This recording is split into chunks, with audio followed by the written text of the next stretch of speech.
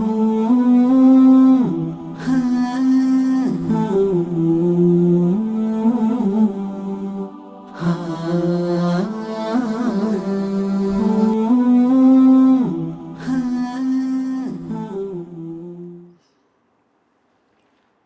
لله وكفى، والصلاة والسلام على نبيه المصطفى وعلى آله وصحبه المستكبرين الشرفا. أما بعد، فبردوام دبين لا شرح كردني كتابي لباب التحرير في أصول التفسير، دان راوي الشيخ مساعد بن ناصر الطيار وكرت كراوي دكتور عبد الرحمن المشد. قيجد بنا الفصل الثالث، كيفية تفسير القرآن. بەڵام پێش ئەوەی دەست بە فەصلی سێم بکەین، چەند فائیدەکە حەزم لێ باز بکەین کە متعلقە بە مەجالیسەکانی دەرسی ڕابردوو. لە مەجالیسەکانی ڕابردوو باسی ئەومان کردبوو کە ئەو کەلیمەیەم باس کردبوو کە یەکەمین کتێب لە علومی قورئانی کتێبی بورهانی ئیمامی زەرکەشیە. طبعا ئەو قەولە ڕاستە و لە هەمان کاتیشدا منتەقەدە، لەبەرەوەی کتێبی بورهان یەکەمین کتێب نییە کە مەسەلاً لە عنوانی علومی قورئانی نووسراویتن، ئەگەر تش وەکو طریقەی تەصنیف، وەکو طریقەی ئەوەی کە علومی قورئان جودا بکرێتەوە، علم باز بکرێت وەکو ئیمامی زەرکەشی، مەزبوق نییە لێی. یعنی ئیمامی زەرکەشی لە بورهانی نێزیکەی 50 علمی لە علومی قورئانی باس کردیە، ئەوەی متعلقە بە ئەدای قورئانی کە قیراءاتە، ئەوەی متعلقە بە ڕسمی قورئانی کە چۆنەتی نووسینەوەی مصحەفیە کە ئەوەش علمەکە هەتا ئێستاش لە وڵاتانی ئەفریقای دەخیندرێت لە شەنقیت و لە زۆر جێریکە. یعنی علومی قورئانی ناچینە ناو تەفاسیل علومی قورئانی، بەڵام مەبەستمان ئەوە بوو کە ئەو کتێبەی ئیمامی زەرکەشی یەکەم کتێب نییە لە علومی قورئانی و مەشهوریشە، یان یەک لەو کتێبانی لە علومی قورئانی متەقەدیمیشە لە ئیمامی زەرکەشی کتێبەکەی ابن جەوزیە، فنون الأفنان في علوم القرآن.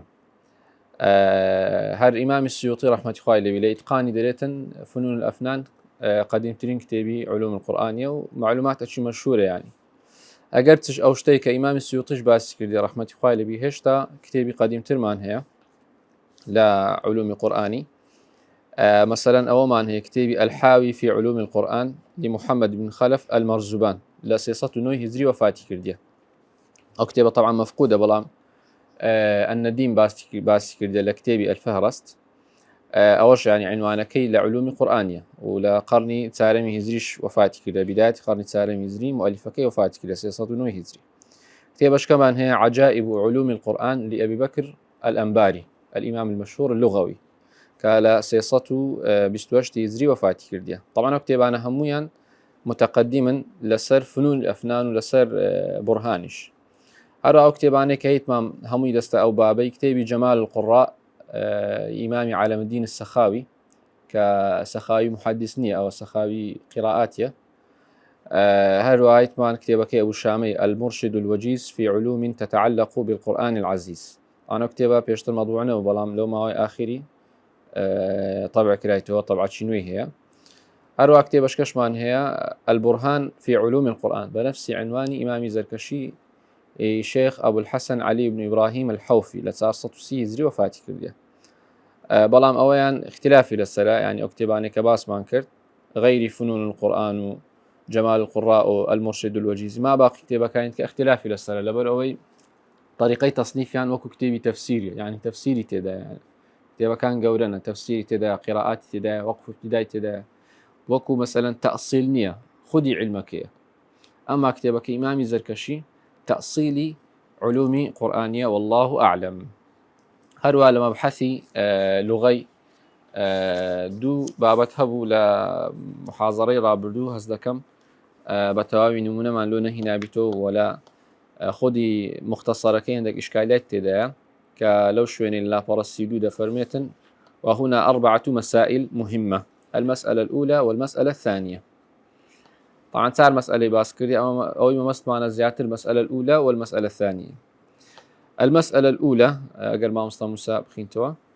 وهنا 4 مسائل مهمة. المسألة الأولى الاختيار والترجيح بين تفسيرات السلف اللغوية، لا يعني رد المعنى من جهة اللغة. بله أو قاعدة كباس كرديا شيء دتواني لو ما شرح كايا مثلا لو ما باسكا ما مصطفى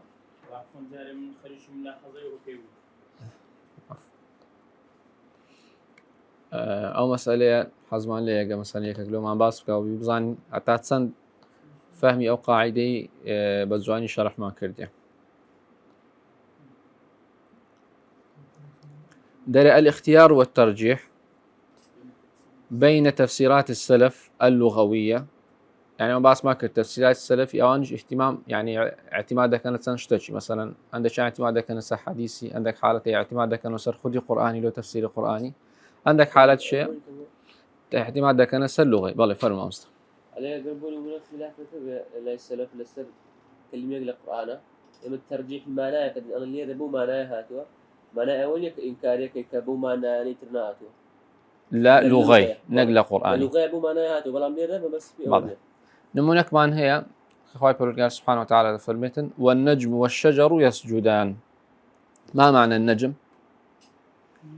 يعني المتبادر إلى الذهن أو كإنسان فكري لوسيكا أستيريا بلام للغة عربية النجم هو كل ما نبت من الأرض ولا ساق له، والشجر كل ما نبت من الأرض وله ساق. يعني هر درختك لا زوي شين بيتنو يعني أوين بيتن ساقي نبي يعني نكرك أو يسروي رجي يعني أو برند بتولز قدي نبيتن بيدا قلت له نجم للغة عربية، وأويك مثلا قدي هبيتن بيدا قلت له شجر. وأوش أو تفسيريه كابن عباس ومجموعة للسلف نجميا بونوعي تفسير كرديا أو معناه كما مثلا دين ترجيح دكين درين قول السلف يراجح ترى لتفسير آياتي بدليل سياقي والنجم والشجر يسجدان كسياقك قولي شان نزكترم أو قولا نزكترك بمعنى نباتي تفسير بكرينك بمعنى أستيري بلا معنى وينية كالروي لغوي ونجم بمعنى أستيري نياتا بلا لو موضعي لو آياتي بو بعد هاتيا لغيري أو موضعي حتى لقرآن نجم بمعنى أستيري هاتيا. إذا النجوم انكدرت إلى غيرها من الآيات أو مسألة كما هذا كم درس رابردو بونوعي باسمانك لبروي نمونا ما لسلنا هنا بونوعي واضح نابت. المسألة الثانية قد يكون تفسير السلف غير مطابق للمعنى اللغوي، يعني جاري واهية أو مفسرة ديت دري أو آيات معنى أويا بلام كدري معنى أويا لروي لغة مطابق نية أو معنى دطان برين أما برين والله أو زانا أنا غلط يعني كردية لا للغة شارزانة بينا كما باس ما كل عصري وان عصر الصحابة وتابعيني عصر احتجاجي لغوية أو أوانش عربي فصيح بينا ناكري كمثلا برين أقدار نبينا ياخذ غلط يعني كردية والله هو كاركي تسيا قلت من يقلو كاركان أو يكوان زاري والتفسير دكان با لازم زاري وهي تفسير دكان بمثال يعني زاري وهي استباز دكين نمونة جدين نوا كمعناه مشتركي باز دكان لبينك معناه مطابقة لغوية كي ما بين سري بابزاني تسري تنزياتر يحتاج الناظر في كلامهم إلى أن يضم إليه ما تقتضيه لغة العرب وأسرارها. زاري وهي دبينين مطابقني لو معناه لغوية كي بشش معناه لغوية كي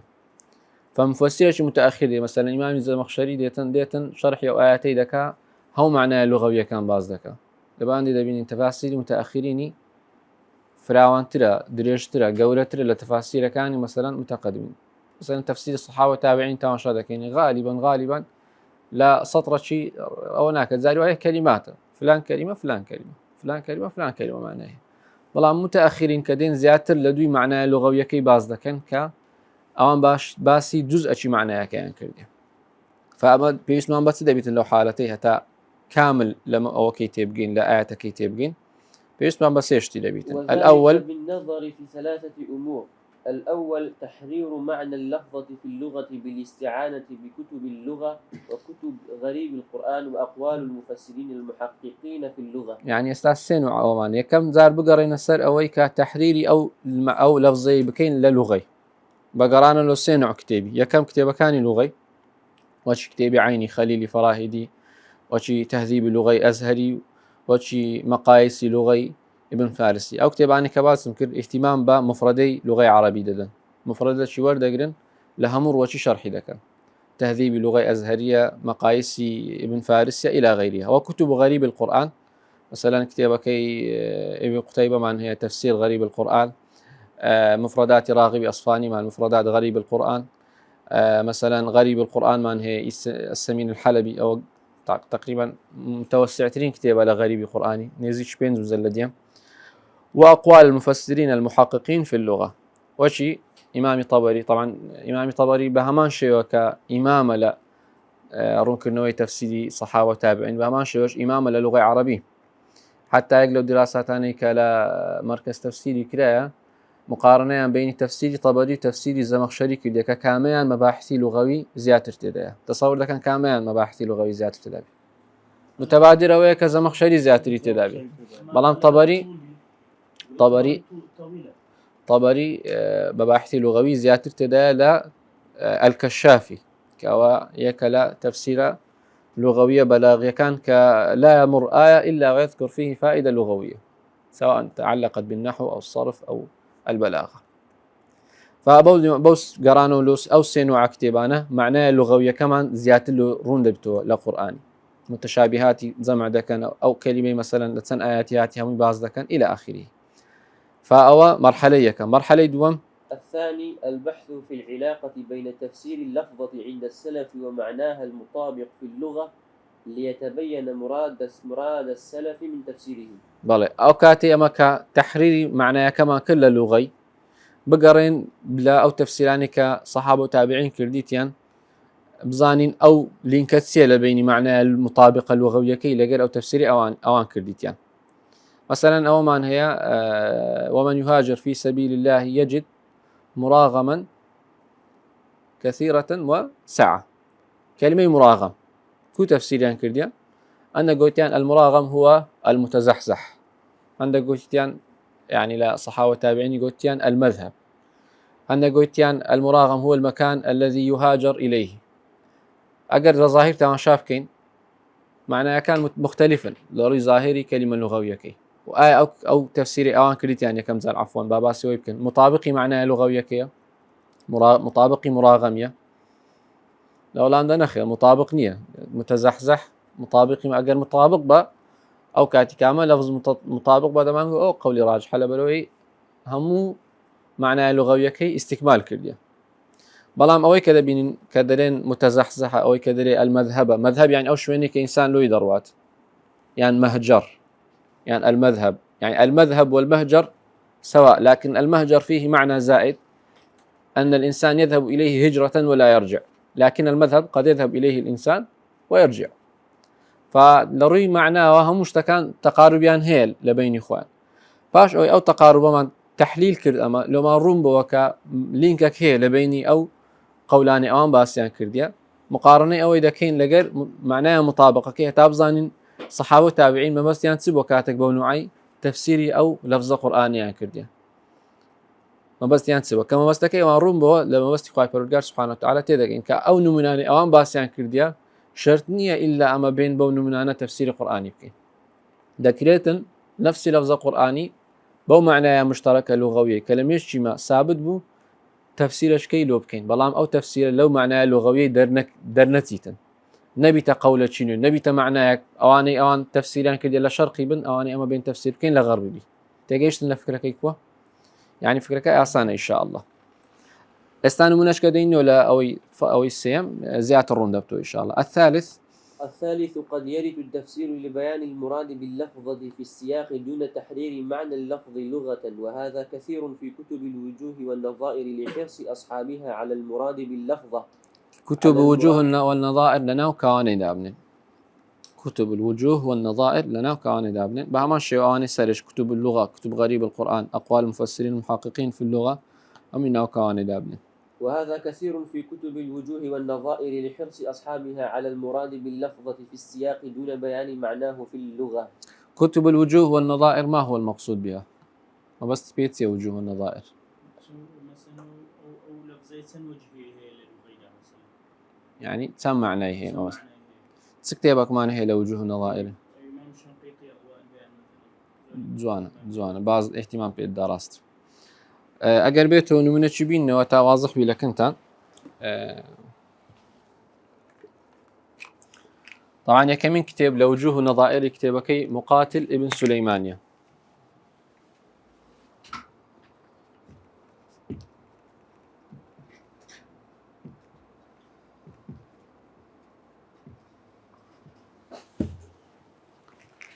والوجوه والنظائر بيش أو بين باز بكين بزانين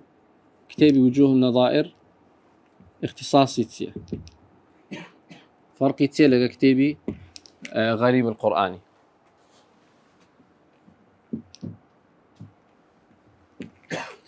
الوجوه والنظائر ديتن يك مفردي دينيتن لا قرآني أو مفردي نفسي أو مفردي لا قرآني بتسمى معناه بكار هاتيه اختصاصي أوي. مثلا استعدين كلمة طغيان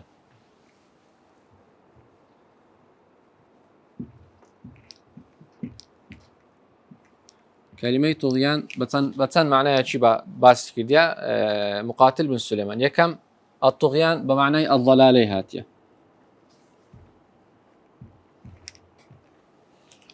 لا قوله تعالى ويذرهم في طغيانهم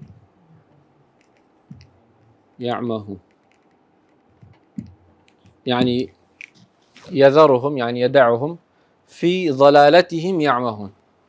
أو معنى يكا معنى دوميان باس كده للكوانا معنى عصيان ساعتك معنى آت منظور طغيان بمعنى عصيان هاد بيتن العصيان يعني سربيتي. فأما من طغى اذهبا إلى فرعون إنه طغى يعني إنه عصى أو وجهي كم أو وجهي دوم أو وجوه والنظائر الوجه الأول الوجه الثاني الوجه الثالث بين السرع طغيان بمعنى سهاتي بما شيء ولا قرآني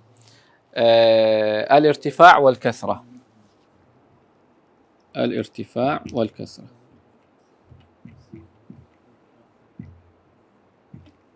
شنو نكمان هي لا الارتفاع والكثرة لما طغى الماء حملناكم في الجارية لما طغى الماء حملناكم في الجارية. الوجه الرابع طبعا صار وزي باسكيلة كلمة هي شاذة وزيلو باسكيلة للقرآن شاذة وزيلو باسكيلة مقاتل من سليمان طبعا كتابة مختصرة عستباز ذكين يعني لا كتابة كاني الوجوه والنظائر بمعنى ظلم هاتية الطغيان بمعنى ظلم هاتية بس آيات شي زور هي آيات كان بلام واضح ترين يعني ألا تطغوا في الميزان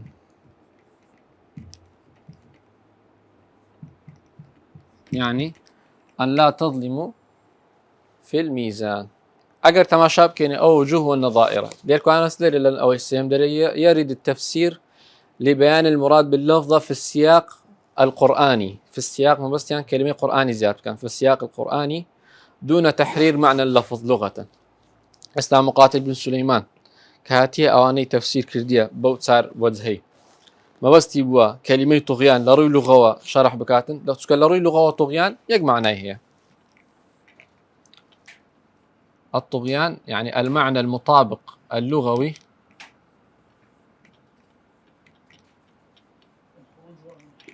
الخروج عن الحد يعني تجاوز الحد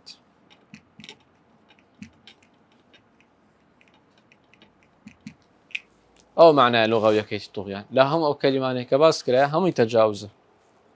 ضلالة تجاوز لهداية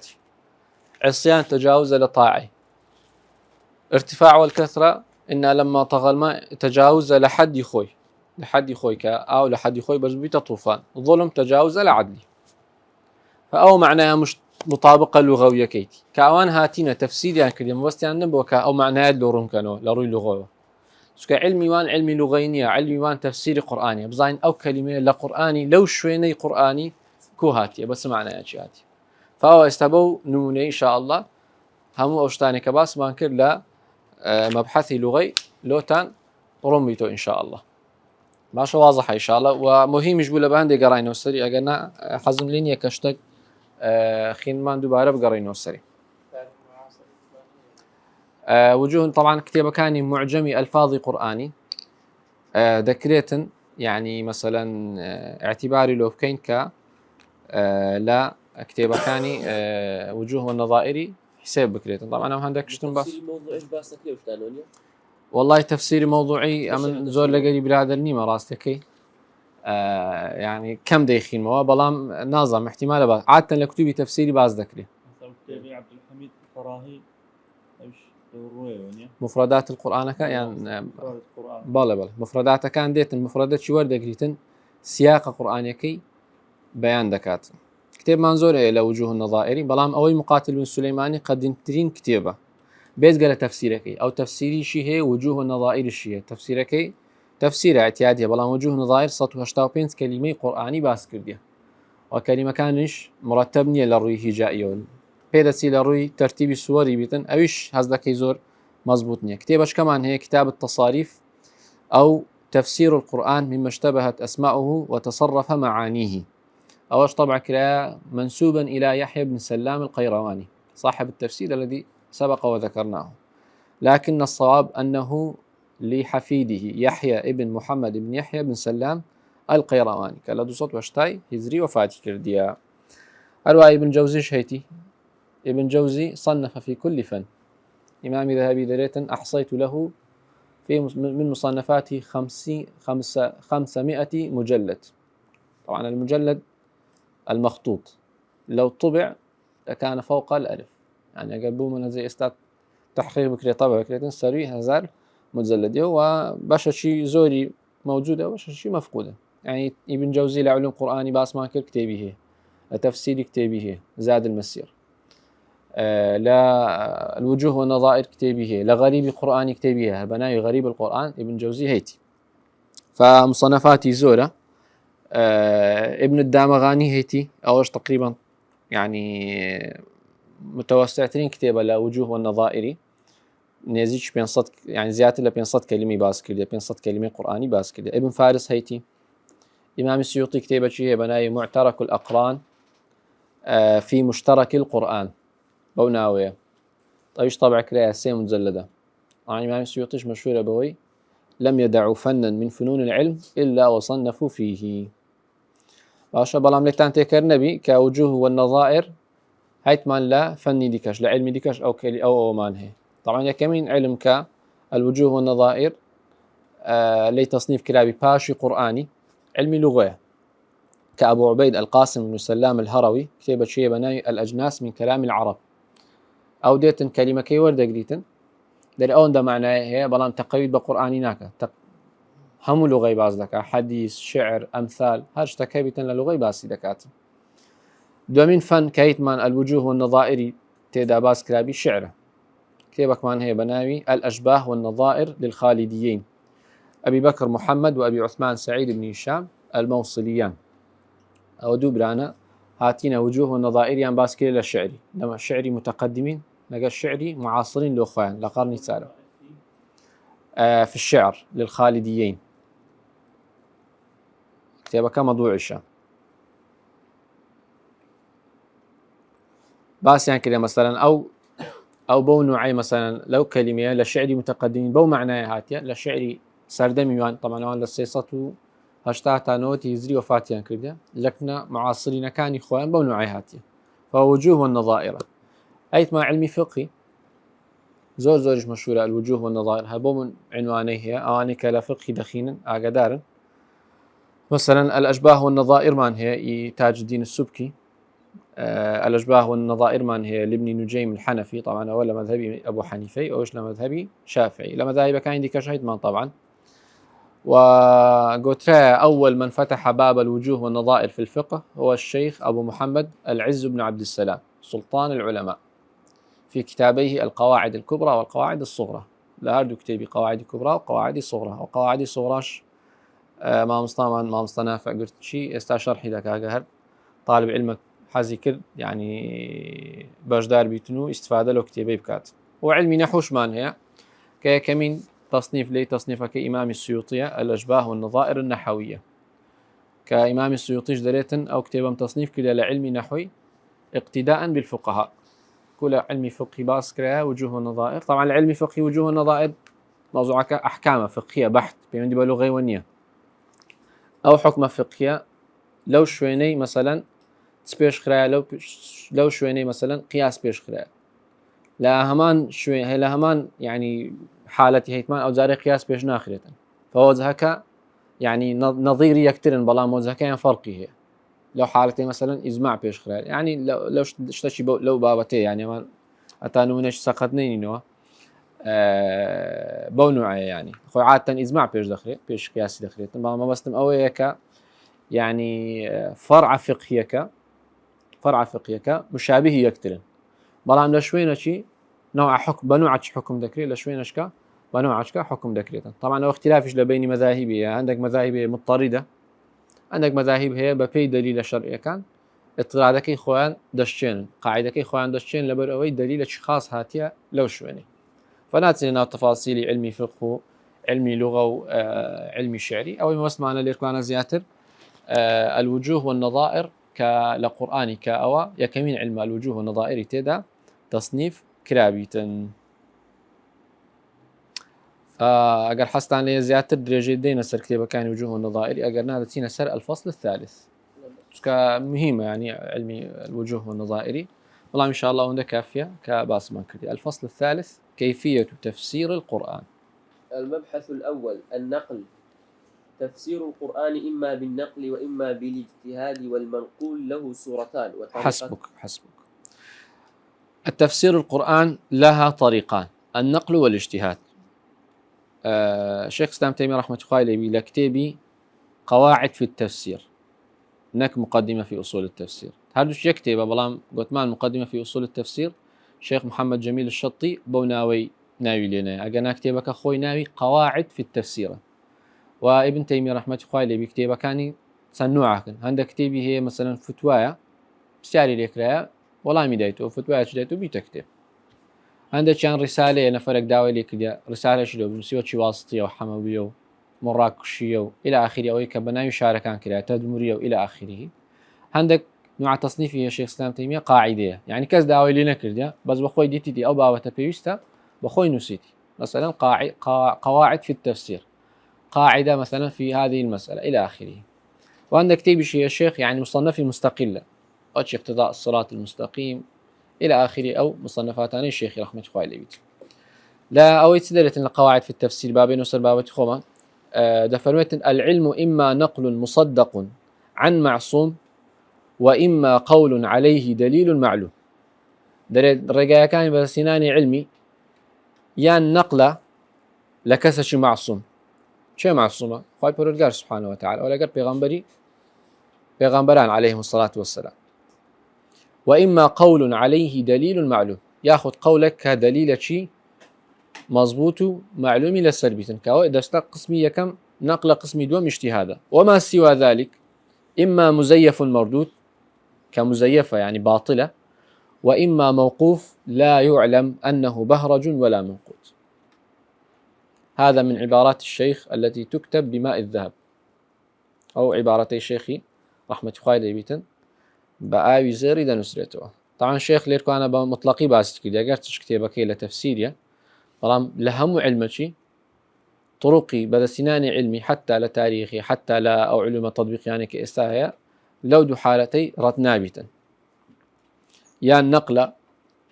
لا كسش معصوم كغلط ناكاتن كوش تنها لري وحيدة كريتن ياخذ اجتهاده كدليل شيء معروف إلى السلبيتن غير أويان باطليان توقف لي لك فأوليكو أنا باوتك بيدك انتان واضح بيتا بلي والمنقول له صورتان وطريقتان الصورة الأولى أن يكون المنقول مما لا مجال للاجتهاد فيه وهو تفسير النبي صلى الله عليه وسلم وتفسير السلف بلي الصورة الأولى أو نقلي كمجالي اجتهادي تانية مفسر إيشي ويه تنها بسيط النقل بك مثلا تفسير كان بيغمبر صلى الله عليه وسلم تفسير مباشر آياتان ليبتا مثلا من كثير زاري ولا تفسير آيات حديثة هنايتوا معناه وني أملوا مالنية مخالفة من كثيرينك شو كتفسير كيبي اجتهادي من كثير لربط كرني أو حديثي بو آياتي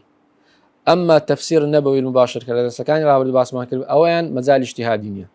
وتفسير السلف المجمع عليه أو تفسيري كصحابة وتابعين إجماعيا لسريه أو ناكلة أما اجتهادي تبكين تنها لومان هي نقل بكين.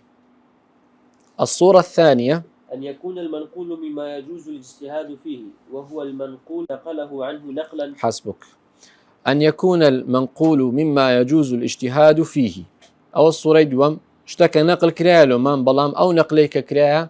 شوين اجتهادية لبروي خدي أو نفريك أو كرديا ك يعني تفسيري كرديا اجتهادي كرديا وصحابة وتابعين اجتهاديا كرديا تفسير بدليل أوي كخلاف لبينيان هي فأو نوع منقولك للصورة دوما راستا وكو ظاهرا شكلكي نقله بلام خودي خوي اجتهاده كخودي خوي اجتهاد بو دكريتن أما بين ترجيح بكين لبين بزاين كاما قول راجح ترى ياخذ كاما قول أو لا ترى بالصوابي استباسي أو فرقش دكين إن شاء الله. فليركو أنا إشكاليات أمان لو رندبتو أو كمثلا شيخ محمد حسين الذهبي لكتاب التفسير والمفسرون كتابه كوليركو أنا بس يويكي لقولتي كتابه كان تفسيري دو نوع التفسير بالمأثور والتفسير بالرأي. التفسير بالمأثور مثلا نموني طبري أو مجموعيه هنايتوا ابن أبي حاتم وأنا تفسير بالرأيش مثلا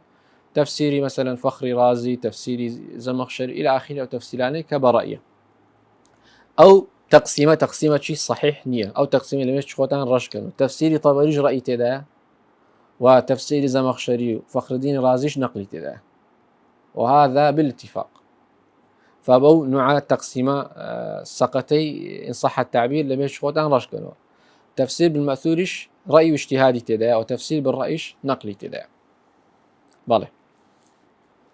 أو زعل بين سر شوازي نقلي لتفسيري تفسير كله ما نقل كريا طبعا هو بيوندي دي سنبا أساني دي تفسيري دبتوها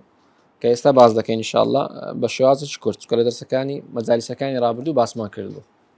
وبالنسبة لمن نقله عنه نقلا وبمعرفة هذا ينفك الإشكال في مفهوم التفسير بالمأثور والتفسير بالرأي. بالي والتفسير بالنقل لا يخرج عن طريقتين الأولى الإسناد الشفاهي أو يبقورن بي كان النقل الشفاهي يعني تعالى نوع دوم لو كان ببتا مقابلية كتير. الأولى النقل الشفاهي ويعتمد على الحفظ أو كتابة المنقول ثم حفظه يعني ثم حفظه أيضا صحيح ثم نقله محفوظا إلى من بعدهم. أنا قلت بمرفوعيت هنا همو أو كان أو يبقى أنا همو يخفضك همو ينصبك. النقل الشفاهي مثلا طلب كان ابن عباس مثلا مجاهد نقلي لابن عباس كان نقلة الشفاهي بسالي لك لابن عباس كوت أو آياتي تفسير كذا قلت يبغى نوع تفسير كذا أو نقلة الشفاهية مباشر لا ابن عباس يورجرتيا باشا هل وها نسيت يوش مجاهد دريتن أكو إمام الطبري رواية كذا بإسنادش صحيح دري سألت ابن عباس عن والمصحف في يدي مرتين أسأله عن كل آية دريدوز الفاتحة تاناسي بسيار ابن عباس كده أو آية معناتها أو آية كنجي دابز أو آية كو دابز ف مجاهد تفسير ابن عباسي نسيته وكو كتابه أما بس يوم ما كل قلت معنى كمين تصنيف لتفسيري شيء تصنيفي ابن جريجية بلا معنى يونيك ويكمين كذبي كتب التفسير فرق حتى العلم حديث باز دكين كباسي درين أول من جمع السنة هو عمر بن عبد العزيز هذا ككتابة وكجمع رسمي كتصنيف إن صح التعبير لكن الحديث كان يكتب قبل ذلك في زمن الصحابة والتابعين والتفسير جبا ماشي بيشتد نسراه مجاهد تفسيري ابن عباس نسيته وموجودة يعني بإسنادش صحيح. وهل سعيد كوري جبير عبد الملك كوري مروان داوي ليكر كتفسيري لو بنستوى سعيد كوري جبير بيش أوي كشهيد بكري رحمة خالي بيتن تفسيري نسيته وكو كتابي خوي باش أو شيء روايات كده تفسيري سعيد بن جبير عطاء بن دينار استالا نمني دوام روني دكينوكو نقل كده عطاء بن دينار عن سعيد بن جبير. الثانية نقل الكتاب كان النقل الكتابي أتى مقابل بلقال النقل الشفاهي لقال نوع دوام يعني مباشر لا مفسر كي نقل نكر مثلا طلبي مباشري بيتن شفوي لنقلك بالكو كتاب مثلا لكتابة ديتيتيو أو كتابة أو مفسرة نسيت أيش نقلي كردي وطبعا نقل لكن قديم حتى أجر كتاب يجبا تسنوع شيء يكم قد يكون بالسماع أو العرض أو المناولة أو الوجادة. طبعا أوي كعلوم حديث خين بي لو اشتانت تيدقات. السماع تسيا مثلا وشي نموني مجاهد وابن عباس. ابن عباس بهمان شيء وكنقلك مجاهد بهمان شيء وكنقلك شفوية مباشر لابن عباس يورجتك بكتاب جنوسيتيو. فهو كتابك ابن مجاهد لابن عباسي كتابة سماعية. أو العرض مثلا مفسرك ديتك سفياني ثوري مثلا تفسير سفياني ثوري نسيتو دري إذن ددي أي إمام كامل أو تفسيرات عرض بك يعني بخيمه وبصرت أو تفسيرك بيشتر كردية يعني بيشتر نسيتيو يعني بيشتر لهم طلبك يعني باس كردية بلام تمني جودة بباش تمني شزور طلبك ديتن كتابك ورقرتيا دخينتوا أوش بس جي رادة قريتن أتا تأكيد بتوك أو تفسيريك أو هناتي أو نسخي أو طلبيتك قديم طباعا نبوه هم نسخة كان وشيك بيتن بخطبه ده نسيو أو بيدا قتري عرض يعني مصنفة قدادة نشي طلبك دخينتوا عرضي أو تصنيفي بيدكاتنو أويش موافقي لسردا لآخر زاريوا مثلا إجازة لذاتي. المناولة مثلا مناولة سيا مثلا كسا كتابش لتفسير نسيا مناولة طلبك خوي دكا نسخة خوي داتي اوش موجود مثلا ابو قلابه تفسير خوي كوفاتي كردي هم كتابه كان خوينك بس تفسير هل حديث وهم علم كان خوي وصيتي كردي كابدرته ايوب السختياني امام ايوب السختياني كيك لجوره زاناني اتباعي تابعي او بيدا قلت مناوله ياخذ بيدا قلت الوجاده نوعي صار ما هي عفوا بيدا قلت الوجاده لساته لا وجد الشيء يجده مثلا كسك لنوعية كم قلت ما سماع نوعي دوم عرضة نوعي سي مناولة نوعي تارة مجادية مقابلة مصنفة كي نكرة مثلا عطاء بن دينار مقابلة سعيد بن جبير نكرة كتفسير سعيد بن جبير للروايات دكا أدي كل الروايات كردية سعيد بن جبير كاو تفسير له عبد الملك شكري مرواني نوسيا أو تفسير لا ديواني عبد الملك شكري مرواني مايتو أو نسخي سعيد بن جبير دواء عطاء بن دينار هاتية أو نسخي بدستينايا رواياتي كده لسعيد بن جبير بيدا قتري وجادة وجد الكتاب ورواه عن سعيد بن جبير طبعا معاصري سعيد بن جبير بلان طلبي مباشرين ابو طب خد عند ظن سعيد بن جبير لقى احداث ثانيه كروي ده شهيد كده ما زال نبوة احتماله كعطاء بن دينار مباشر كتابك مثلا بستكني عرض بك ياخذ مناولي بك ياخذ سماع لو يبخينت ما مستياك طبعا قوتي نقلك للبيني نوع كان فرقي السماع من أقوى الأنواع ثم تليه العرض ثم تليه المناولة ثم تليه الوجادة وهموشان طرق معتبر لطرق نقل علمي هر ساريشان معتبر لا طرق نقل أقل أو بابتا ما تيجيشتين لو ما روندبتو مثلا تفسيرك ما لودي مثلا تفسير علي بن أبي طلحة عن ابن عباس أو تفسير السماعني زانان درين لم يسمع علي بن أبي طلحة من ابن عباس كذلين السماع أو نفي السماع يعني كده بلام نفي وجادة يعني نكردي باشا عاقتان لو بابته لبهاندي لا أسانيد تفسير باس ما كرد قلت ما شرط نية تفسير إلا بسماع نقل بكري أو أحاديث أحكامي نية باشا بابتا زور مهمة إدراجي بكي بالي أو زلير كوانا ور نصر باراكي أو لا طبعا ترتيبكي سقطة أو نسخي بيشمان لا باراكي أو لا مقطع السيم وللمفسرين 3 أساليب عند نقلهم من كتب التفسير أو كاوكري هر مبحثية كما النقلية دعاء المبحث الثاني كذبت اجتهاد وللمفسرين 3 أساليب عند نقلهم من كتب التفسير الأول ذكر مصدر القول أو صاحبه وهو الأصل يعني مثلا ابن كثير دي تفسير نقل لك على الطبري دي وقال الطبري كذا وكذا أصل لعلمي وهي بركة علمي وأويك أن ينسب القول إلى قائله أو بركة علمي. الثاني النقل مع إبهام المصدر يعني مثلا مؤلف تفسير مثلا أبو حيان دري قال بعض المفسرين ابن كثير دري وفي بعض كتب التفسير باسناك بالضبط شيء عادة أو قولانك كتضعيف ذكرية زانها بونوعي نقل لك حتى وقعي علمي كي كم تربي لسا متلقي مثلا بري أو قولة لفلانة تفسيريات أو تفسير لكن متلقي كتابة شي قوريه يعني كبرين مكاناتش علمي زول قوريه فتبي قولش لو كتابة قوريه تضعيف كي يعني زوان مية فوا أو تركاتو إبهام بكي قال بعض المفسرين أو في بعض كتب التفسير باشا الثالث النقل من الكتب دون الإشارة إليها ولا إلى أصحابها. أو نوع السيمش طبعا هو زور ولكن المتقدمين استعلى دراسات أكاديمية بيداغوتري سرقي علمي نوع السيم سرقي علمي كلمة شيء لاستيقية براستي كلمة شيء فضفاضة يعني وكلمة شيء قبيح شاقر بيته تطبيق كان لسر متقدمين لبروي آن الطرق علمي لكنان أو بود زاري ونقلي عندك لا مؤلفة شيء معاصري خوان يا بيش أخوان ونا عندكوا مثلا أو اجتماع لو كتابي نقل كده ياخذ لو عالمي نقل كده طبعا هو كارك هيك لو كارك يعني مثلا ابن الطبري من هي لتفسير قوله تعالى لن نؤثرك على ما جاءنا والذي فطرنا لتفسير والذي فطرنا مطابق نص بنص يعني أو يخوان كوبي بيست لا كتابي معاني القرآن للفراء نقل كده باس الفراء شي نكرت لو باسي نكرت طبعا طبري تماشي علم كيدك تماشي او كيدكات يعني او شتيك او باس كده طبريش دزانيتن راسته او اسبق ترلبي بلام شتا شي مبحث شي لغوي عامه زورني زانان دي زان فهو كنقل لك لو كتبي بيزنا كبري لو كتبي هاتيه يعني او طريقين هبوا متقدمين لكن معاصرين عندك اشكاليات يعني اشتكيان زياد لحد قولك دي يعني اشتشي هينه اقرتش اصل وياك قولة شي نقل بكين لمصدر شي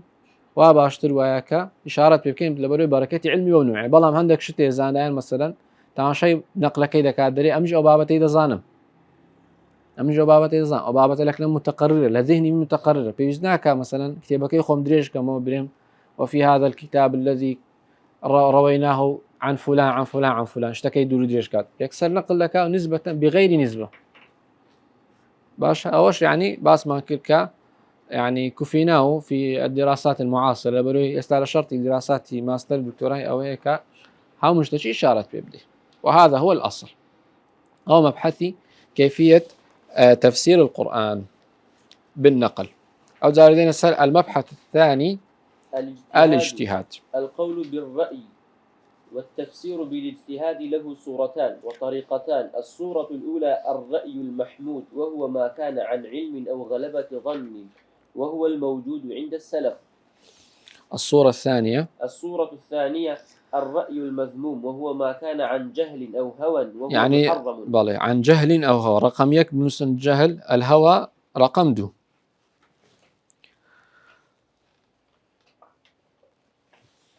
وهو محرم يعني وهو حرام لقول الله عز وجل قل إنما حرم ربي الفواحش ما ظهر منها وما بطن والإثم والبغي بغير الحق وأن تشركوا بالله ما لم ينزل به سلطانا وأن تقولوا على الله ما لا تعلمون. موضع الشاهد في هذه الآية أن تقولوا على الله ما لا تعلمون أو شوين شاهدك يك القول على الله بلا علم حرام. ولقول النبي صلى الله عليه وسلم من قال في القرآن برأيه فأصاب فقد أخطأ. طبعا حديثش إمام الترمذي رواية كرديا وقال حديث غريب يعني حديث ضعيف. بنسر مبحثي دوام كمبحثي اجتهادية طبعا اجتهاد موجود هو اجتهاد لتفسير ما بسمان يعني اجتهاد موجود ولا تفسيري لزمن الصحابة والتابعين وأدلش زور للسري يقلوا أنا عدي بن حاتم رحمة خالي رضا رحمة خالي بن الصحابية كو آيات دابزي وكلوا واشربوا حتى يتبين لكم الخيط الأبيض من الخيط الأسود من الفجر ثم أتموا الصيام إلى الليل. تذكر عدي أو صحابي عدي بن حاتم شو دو داوي هنا داوش سبي وداوش رش لكن أخوي دانا صاوري كراتا دنيا روشن ببتوا بي ظاهر آياتك دنيا روشن بوا أوزا كاتي دخول صلاة الفجر وكاتي إمساك شلا صيام كاتك بيغمبر صلى الله عليه وسلم بيغمبر صلى الله عليه وسلم بيكني قال إن قفاك لعريض ذاك سواد الليل وبياض النهار. فلو نمونين تسمان لو دردا كيبيتم فائدك مالو يا كم شد عدي بن حاتم لو آياتي تيجي باجتهاد بو ياخذ بنقل بو فهوش دليل السروي اجتهاد موجود بو وكرديت يعني او اجتهادك كرديت كان زاري وا صواب بو زاري وا هي صوابنا وكبيغمبر صلى الله عليه وسلم لو راس كردينو دوامين شد عدي بن حاتم كل آياتي تيجي كاجتهادي كده اعتمادي كرت سرت ظاهري آياتك اعتمادي كرسة لغي. لغة طبعا عدي بن حاتم طائية، وطي يعني لغة طي قد نزل به شيء من القرآن. يعني القرآن لغي طي تدا، لغي هذيل تدا، أجرت الزورين هي رزوري قرآن بلغي قريش دابزي، وهي أفصح لغات العرب. فأوش ما لورون دكاتو كاعتماد كردن تنها لسا لغي كافين لو تفسير القرآن. فودو فائدة ما وقرد لا أو بابتي. فأو بابتي شي زور مهمة أقام اللي بيتنكا. الاجتهاد كان موجودا في زمن الصحابة والتابعين وأتباع التابعين، ولا زمن تابعينش يعني باس ما قلت ما خلاف لبين تابعين تفسير زياتر لبيني صحابي سبب كشتيا كاجتهاد زياتر كردي تابعين لأتباع تابعين بهمان شو خلاف زياتر لبيني تابعين ولا باشان لمتأخرين أصلا الخلاف ضبط ناكري. أجر بيتو نفرق بيتن بري آياتك هي مثلا هشت قولي تداهي زياترني نقول له يعني استقراءك ناقص. لو درن استقراءك ناقص لبروي خلاف زور زياتر به ولا ينضبط الخلاف. أجر بيت تنها اعتماد سر مكتبة شاملة مثلا موسوعات تفسير كاني استا بكاتن هشتا كافينة لبروي كتابي تفسيري هي أصلا بما نجشتيا باشا يعني ما بس معنى هناك قولي صحيح بزربيتن ولام قولي أهل أهواء وفرق توسع أمتي إسلامي. فخلاف ضبط ناكري لباشان أوي كضبط دكريتن لو سي طبقي صحابة وتابعين وأتباع التابعين باسي أنواع خلاف جدكين إن شاء الله لا مبحث كاني داهات بله. أو طبعا باسي يوم كده استسر أوي كالرأي المحمود والرأي المذموم. طبعا الرأي المذموم ما كان عن جهل يعني كابرا بيتن لسا قرآن قصيب كابا علم بيع اعتماد كرنا سرهيز مصدرك لو مصدراني كباس ماكر ياخذ هوا كابرا عقيدة شي باطلها بنميش خوي متقرر بيتن بيت اعتماد كهت السري استباس جدكين لرأي المذموم زياتر. وقد ظهر الرأي المذموم كمنهج مع ظهور البدع لاعتقاد أهلها رأيا ثم نفي الدلالة الظاهرة التي تخالف مذهبهم أو حمل المعنى على اعتقادهم وإن لم يكن مرادا. مثلا الزمي وهذا باطل بله. والتفسير بالاجتهاد لا يخرج عن طريقتين. الأولى الاختيار من أقوال السلف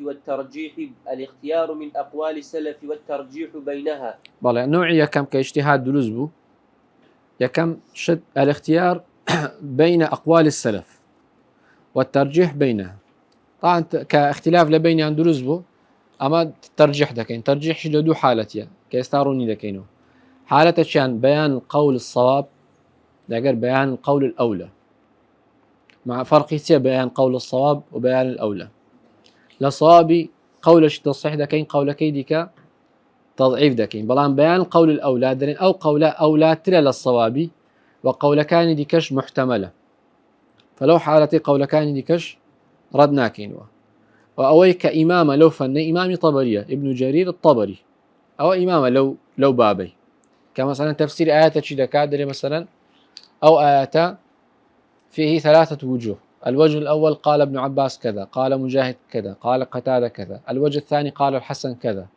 قال مثلا محمد بن كعب القرظي كذا قال سعيد بن جبير كذا.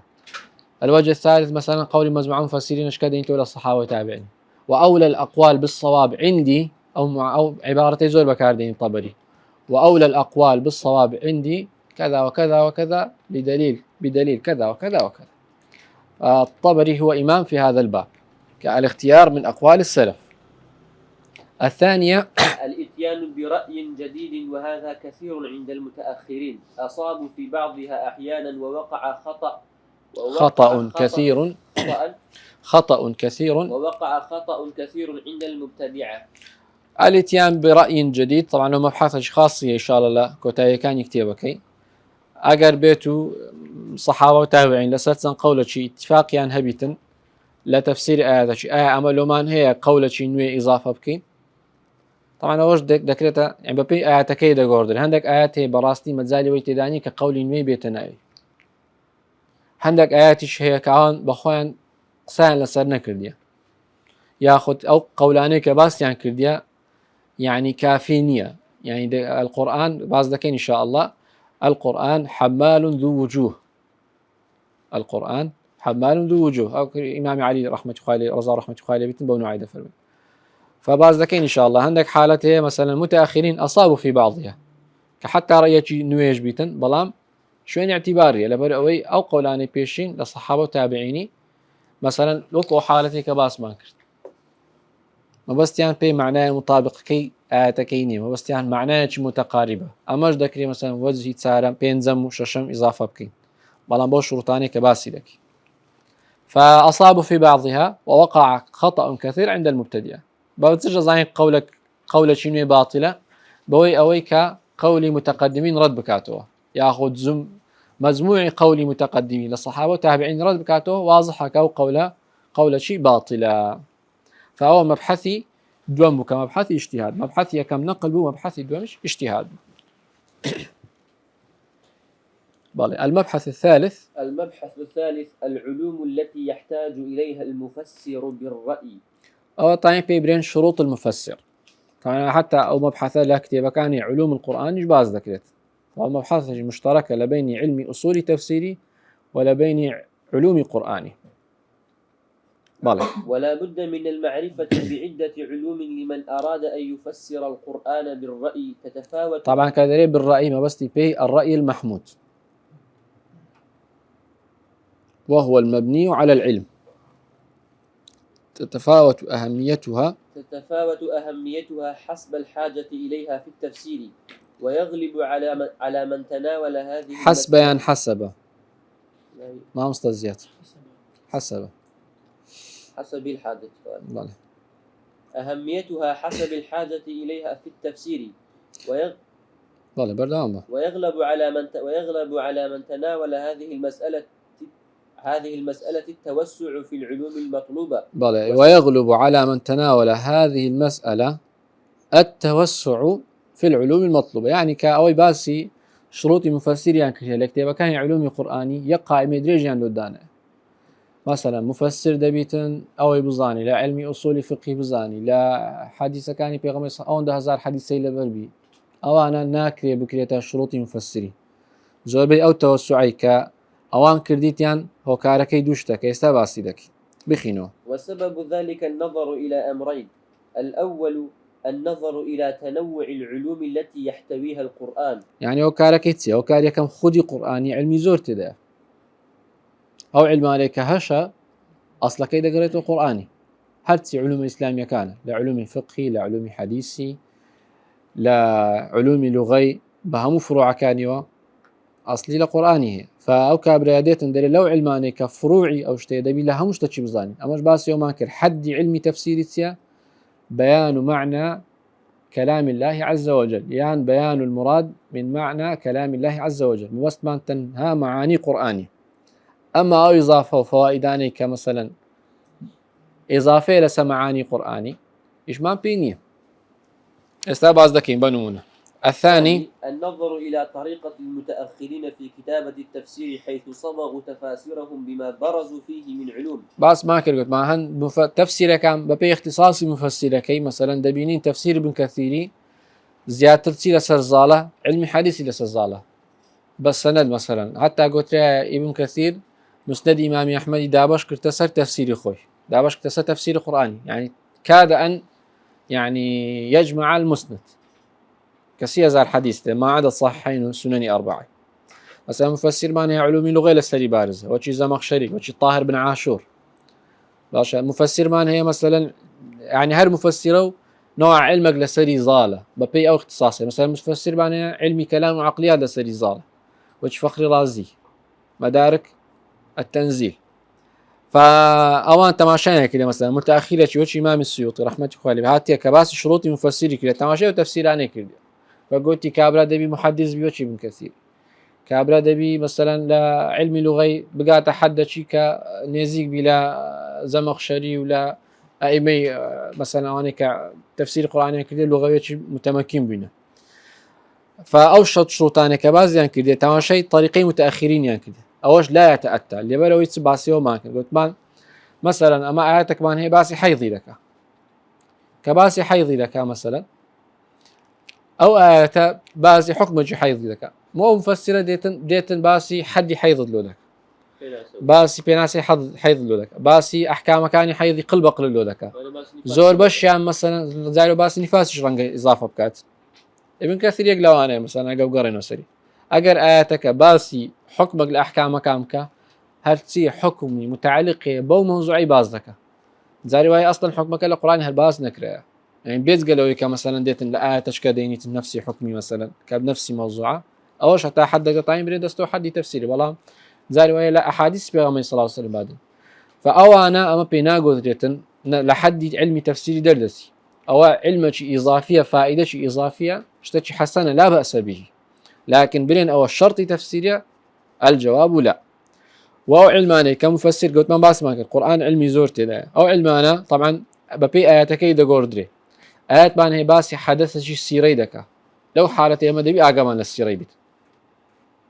باشا آيات بان هي تعلقي بالسنة مثلا وكو آياتي مثلا وكو آياتي وعلى الذين خلفوا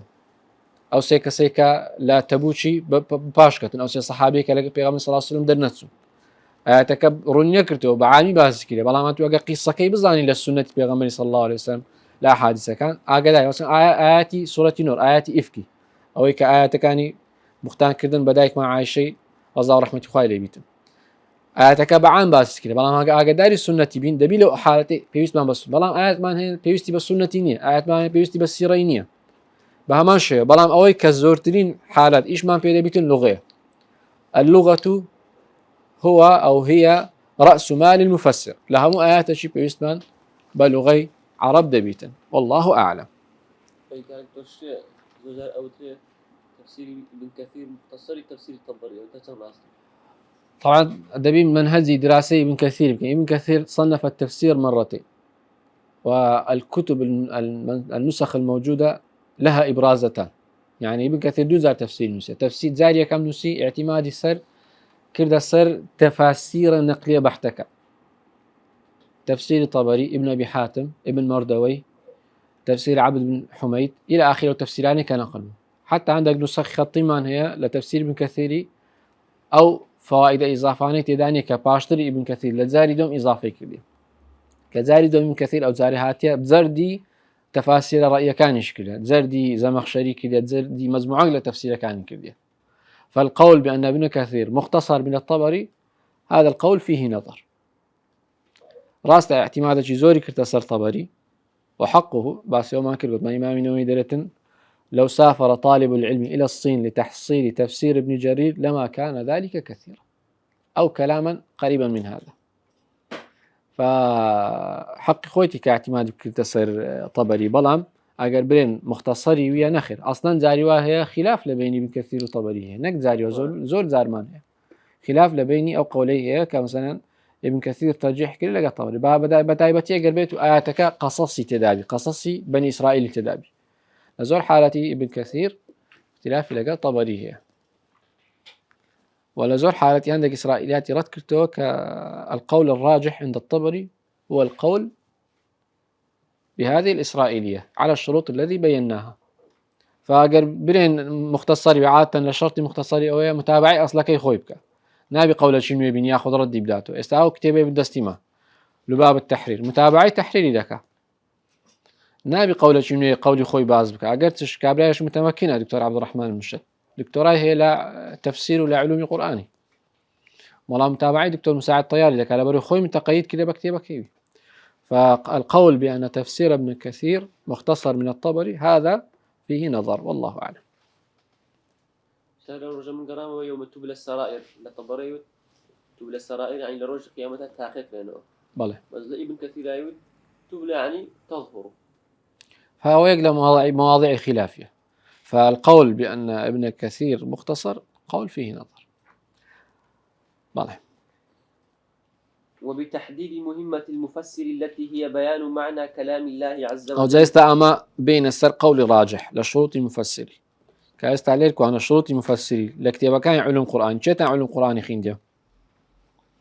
زور بيان خينديت يعني الحمد لله لو كتابانا شروطي زور داندراش شروطي تطاني حتى حد يقبلين تعجيزية بتايبتي له طالب علم سردبيمة الشروط المتسيد بالضبط ليركو أنا أما درين لو تفسيري أو باز دكين ك يعني أو كراجحة أو لوش أنا يعني ناتني لو عندي كم تريب كينو أو شرطانة ضرورية لو كسيك تصدي له علمي تفسيري لك أو تسن شرطي تدابيت باشك شش شرطي باز كردي ينضبط المطلوب من هذه شيء العلوم بينزل وهي 6.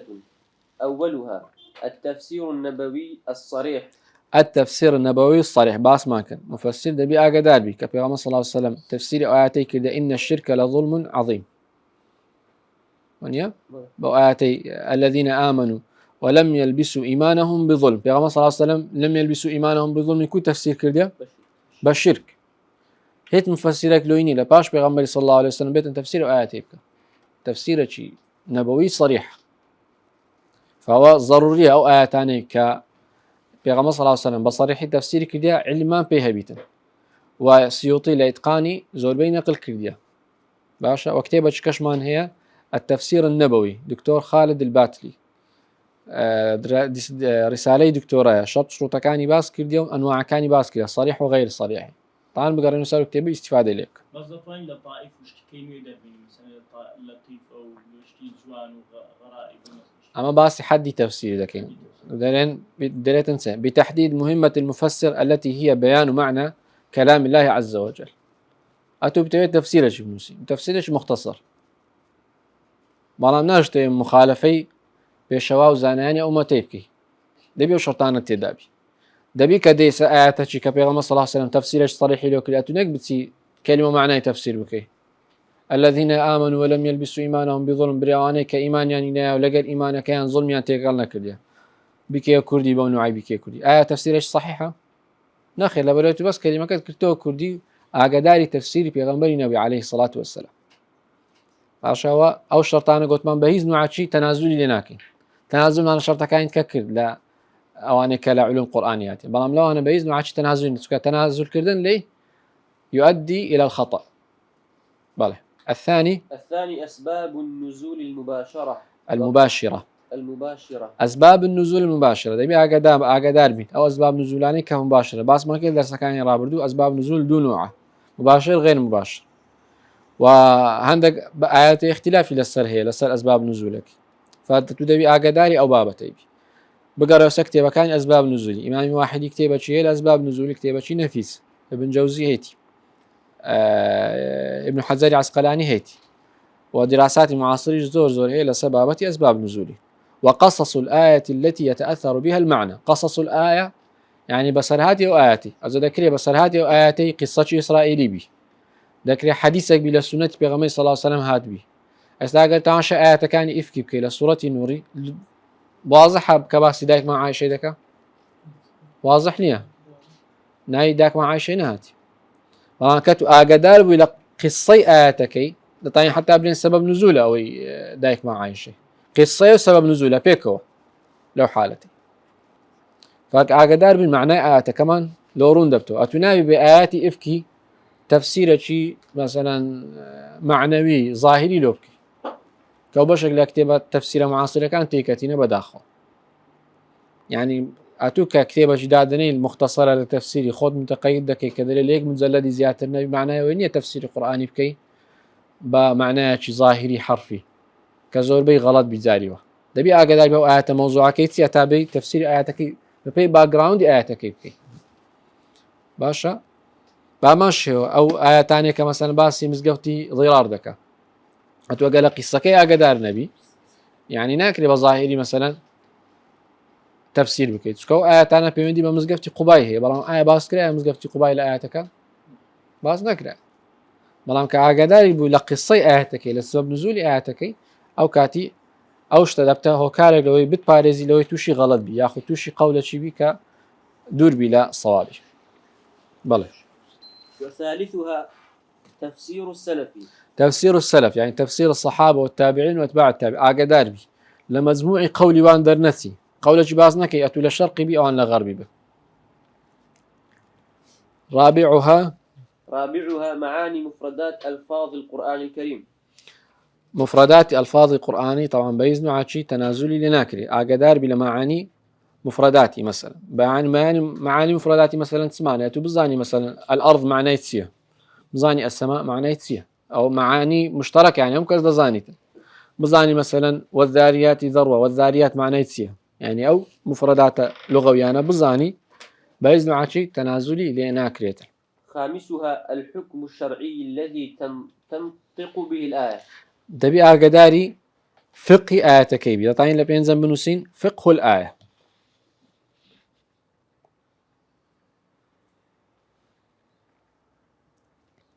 لا فقه آياتي أجر يكك مصحفي لكن بي آياتي تساري سورة طلاق ما لبخينتو حتى أو بابا تاني كباس ما كل زور بواضحي لو ما روم بتو بس بهواش بخينتو بي أحكام ظاهرة كانت هالي دربين. بسم الله آياتي سؤال بس أسعد زليم كباوي رشكم.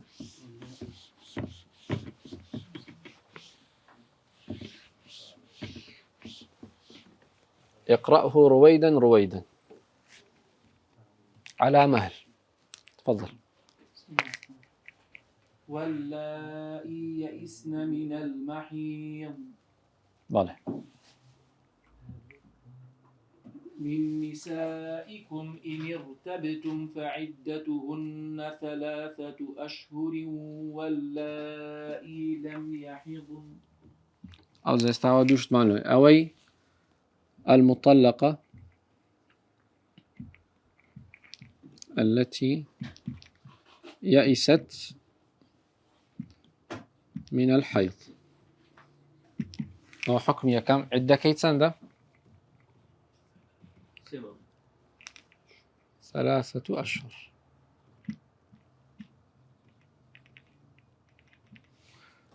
المطلقة التي المطلقة التي لا حيض لها طعنهم التي لم تبلغ حد الحيض أيشبه من الشوى 3 أشهر بردوان بمامستا. وأولاة الأحمال أجلهن أن يضعن حملهن. نعم. المطلقة الحاملة المطلقة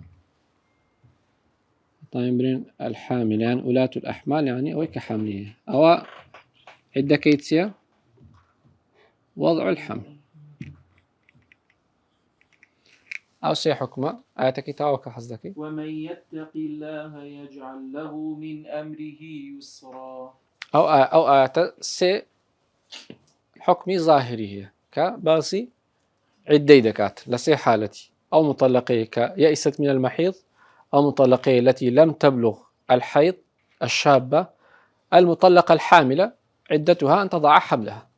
أو فقه آياتك ما دبي لو حدي بزاني استعوى أو حدي تفسيري بلا مفسرك ديتن كباسي أحكام طلاقي دكا كباسي أحكام حيضي دكا باسي أحكام عدي دكا أو فوائد لسر آياتك أو ناس تنا حدي تفسيري فأما كاتك تفسير آياتك دكين دبي أجامان لو سي حكمي هبيتن لبل أو سي حكمه سدريتن لشرطكي ما مستوسى الحكم الشرعي الذي تنطق به الآية يعني فقه الآية أو فقه الآيات كاتودي تفسير قرآني لكي دبي أو سي حكمي بيان بكي أو زبهر زمانش تفسير لكي سكو فقه آياتك داخلي حدي تفسيري دبيتن حدي تعريفي علمي تفسيري دبي كوا الآياتك بصريحي باسكري أما أو معاني كاستنباط باستنباط وريد أجل الآياتك ياخذ أوانك للسنة بيغمي صلى الله عليه وسلم هاتيه بيون دي باباته هي أو بعناية شيء زائدة ذكري باسي كي إشكاليات مانية بلام داخلي حدي تفسيري نابت داخلي مهمي مفسري نابي وكو تعبيري مؤلفية والله أعلم. دينا سر سادسها الناسخ والمنسوخ باصطلاح السلف. أو زور مهمة أما هم زار درين كابا جائز نية قرآن تفسير بكاتا علمي ناسخ ومنسوخ نزاني بلام تعلمي تنوع علمي ناسخ ومنسوخك درين باصطلاح السلف يعني باصطلاح الصحابة والتابعين والمتقدمين والمراد به الرفع أي معنى في النص بنص آخر كرفع أو بيناسي نسخية يعني بيناسي نسخية لاصطلاح متقدمين رفع أي معنى في النص بنص آخر أو لك نخوتان لنا كواني دادن ختي لبن دادن أو زور مهمة ئاگاتان لێ بیتن ئاگاداری ئەو بابەتە علمی بن كرفع العموم بالتخصيص أو نوعية والإطلاق كم؟ بالتقييد أو نوعية كم نوع دوم الإطلاق بالتقييد والإجمال بالبيان والرفع بالاستثناء ويطلق عليه النسخ الجزئي بخلاف النسخ الكلي المقصود عند المتأخرين من رفع حكم شرعي بحكم آخر متراخ عنه. هذا أوش لبين دكان دابن رفع حكم شرعي بحكم آخر متراخ عنه لبين دكاني أو بيدا قوتريتن النسخ باصطلاح المتأخرين ياخذ النسخ الكلي هذا بابين أو بابتانا شرحك قلت بان نسخ لاصطلاح المتقدمين بهم مش تشيدا قوتري نسخ أجر بيتو بشش معناها كي هل بقرين لآياتك مثلا أجر بيتو آياتك ما هبي عام بيتن آياتك شمان هبي خاص بي زانان درين آيات خاصة نسخ آيات عامة كي كردي وشي آياتي واتقوا الله حق تقاته أجر آياتي واتقوا الله ما استطعتم مثلا مجاهد هاتي قوتيتي يا قتادة والله أعلم دري آياتي فاتقوا الله حق تقاته منسوخة شفت نسخي كتو آياتي فاتقوا الله ما استطعتم معناه يتسلو حالتي معناه أوينية أو نسخي كامات يجيشتين للمتأخرين كحكمة شيء رفع كلا معناه أو عمومي كالآيات فاتقوا الله حق تقاته تخصيص كرابو ما استطعتم أجنا آياتك رس حكم خوي مايتو فاتقوا الله حق تقاته ما استطعتم هيد إشكال مانية لا هو سلف أوبن أسنس وين لا هم ينبال لو حالتي أستبعز دكين إن شاء الله أو حالتش مان هي كهندك زار هي ما بس بي رفع حكمي بو نسخي كلي بلام أول حالة تجي باز دكين أجر بيتو هيت متزال نبيتن لانو عكاني بيشتر كإطلاق مقيد تخصيص عام بيان مجمل واستثناء لو تصار حالتي أجر بيتو هر صحابي هر تابعي قلت يو آيات منسوخة بو آياتي تماشي أو صار حالتي دكين أجر هيت لو صار حالتي كون بو لقلي أو كاتي دزاني كنسخي كلية قاعدة شكد عم دمي آسان تربي لو حالتي النسخ الجزئي يعني النسخ باصطلاح السلف عادة أو آياتانية كخبرة عادة أو آياتانية كخبرة النسخ الكلي عادة أو آياتانية كطلبة يعني أمرين نهية باشا لو حالتش قلت مع النسخ كلي لا اصطلاحي السلفي أو ذكريتن أجر بيتو نتوانين يعني لنوع كان ديكا شوين يبكينوا والله أعلم أقل بسيارك تاهبي أقل لا نكتفي بهذا القدر وسبحانك اللهم وبحمدك أستغفرك أشهد أن لا إله إلا أنت أستغفرك ونتوب إليك وصلى الله على نبينا محمد وعلى آله وصحبه وسلم